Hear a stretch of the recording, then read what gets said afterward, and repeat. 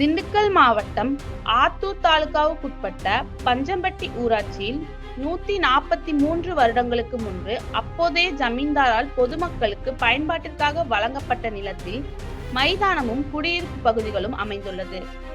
அந்த காலகட்டத்தில் அப்பகுதியில் மத பிரச்சனை ஏதும் இல்லாமல் அனைவரும் ஒற்றுமையாக வாழ்ந்து வந்தனர்.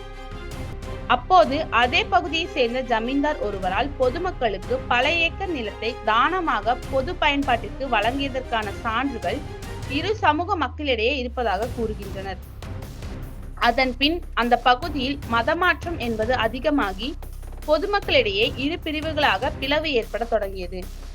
அன்று முதல் இந்த மைதானத்தை இரு பிரிவினரும் பயன்படுத்தி வந்தாலும் தற்போது ஒரு பிரிவினர் நீதிமன்றத்தை நாடியுள்ளனர்.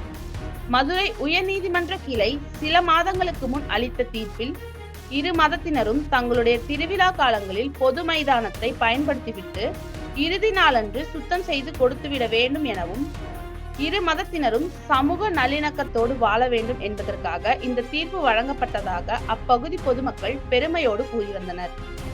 இதனை ஏற்காத ஒரு பிரிவு மக்கள் சர்ச் வளாகத்தில் 1000க்கும் மேற்பட்ட ஆண், பெண், சிறியவர்கள், பெரியவர்கள் ஒன்றாக திரட்டிக்கொண்டு கடந்த 2 நாட்களாக காத்திருப்பு போராட்டத்தில் ஈடுபட்டனர். இதில் காவல்துறையினர், துறை சார்ந்த அதிகாரிகள், ஊர் பெரியவர்கள் என ஒன்று சேர்ந்து பேச்சுவார்த்தை நடத்தியும் பலனளிக்காது தங்களது சமூக மக்களை மாவட்ட ஆட்சியர் அலுவலகத்திற்கு அழைத்து தர்ணா போராட்டத்தில் ஈடுபட்டனர். சில மணி நேரம் மாவட்ட ஆட்சியருக்கு எதிராக கோஷம் எழுப்பியவாறே சாலை மறியலில் ஈடுபட்டனர். அப்போது திண்டுக்கல் மேற்கு தாசில்தார் மற்றும் மாவட்ட அலுவலர்கள் பேச்சுவார்த்தையில் ஈடுபட்டனர். அதனை ஏற்காத பொதுமக்கள் ஆட்சியர் அலுவலகம் உள்ளே நுழைய முயன்றதால் ஆட்சியர் வளாக நுழைவாயில் கேட்டை இழுத்து மூடப்பட்டதால் சிறிது நேரம் அப்பகுதியில் பரபரப்பாக காணப்பட்டது. அதனைத் தொடர்ந்து 40க்கும் மேற்பட்டோரை போலீசார் பேச்சுவார்த்தைக்குள் அலுவலகத்திற்குள் அழைத்து சென்றனர். மேலும் மாவட்ட ஆட்சியர் மற்றும் மாவட்ட காவல் கண்காணிப்பாளர் ஆகியோர் சமாதான பேச்சுவார்த்தையில் ஈடுபட்டதாக தெரிகிறது. இதனால் திண்டுக்கல் பிரதான சாலையில் சில மணி நேரங்கள் போக்குவரத்து பாதிக்கப்பட்டதோடு பரபரப்பும் ஏற்பட்டது. அவங்க எப்பவுமே சட்ட விதிகளை அவங்க என்ன செய்வாங்கன்னா அதைத்தான் பார்ப்பாங்க.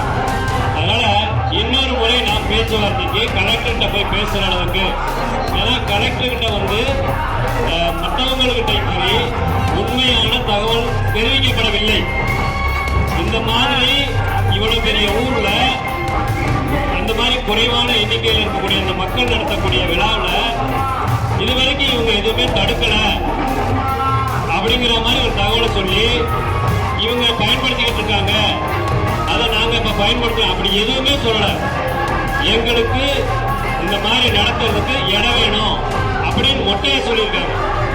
அதனாலதான் அவங்க அதை கருத்தில் கொண்டு ஏன் உணவு கொடுக்கக்கூடிய விழா தானே, கொடுத்தா என்ன அப்படிங்கிற ஒரு கருத்தினுடைய அடிப்படையில் அவங்க ஒரு முடிவு சொல்லியிருக்கிறாரு நீதிபதி.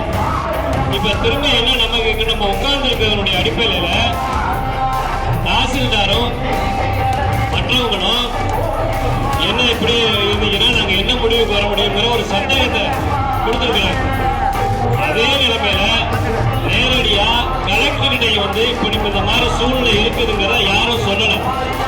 இப்பதான் நைட்டு நாம கூடுறதின் அடிப்படையிலையும் இப்ப நாம கூடியிருக்கிறவருடைய அடிப்படையிலையும் கலெக்டருக்கு தகவல் போயிருக்கு. ஆகையினால